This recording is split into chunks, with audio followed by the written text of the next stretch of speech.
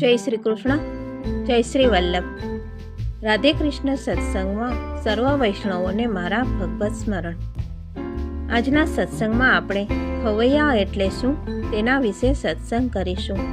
પણ તે પહેલાં આપ રાધે કૃષ્ણ સત્સંગમાં જોડાવા માંગતા હોય તો લાઈક કરજો, શેર કરજો અને સબસ્ક્રાઈબ કરજો, જેથી આવતા નવા તમામ પ્રસંગો આપના સુધી પહોંચી શકે. ખેવૈયા એટલે જે આપણને પાર ઉતારે તે, જેની નાવમાં બેસીને આપણે નદીની પેલે પાર જઈએ તે નાવવાળો. આપણા શ્રી વલ્લભ પણ એવા જ છે.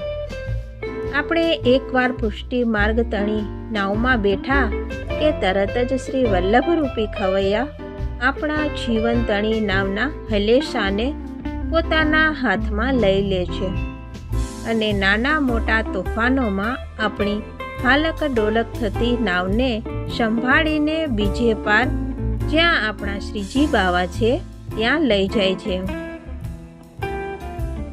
અને તેમના હાથમાં આપણને સોંપી દે છે. શ્રી વલ્લભની જેમ શ્રી વલ્લભ અંશ જ પણ ખવૈયા બનીને જે જીવનો તેઓ હાથ પકડે છે તેમનો હાથ તેઓ ક્યારેય નથી છોડતા. આવા પ્રસંગોમાં શ્રી ગુસાઈજી ચરણના સેવક ગુલાબ ખાન છે. તેઓ બ્રાહ્મણ હોવા છતાં પતનને માર્ગે ગયા.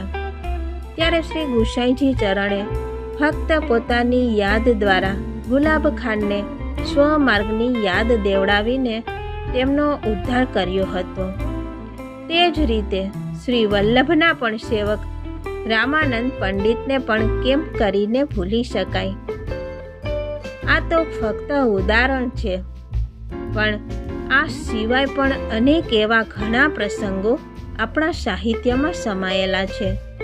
વૈષ્ણવોને શ્રી વલ્લભ અને પુષ્ટિ માર્ગ પર પૂર્ણતઃ શ્રદ્ધા અને આસ્થા હોવી જોઈએ, કારણ કે શ્રી વલ્લભ પોતાના જનોનો, નિજ જનોનો, સેવકોનો અને ભક્તોનો હસ્ત ક્યારેય છોડતા નથી.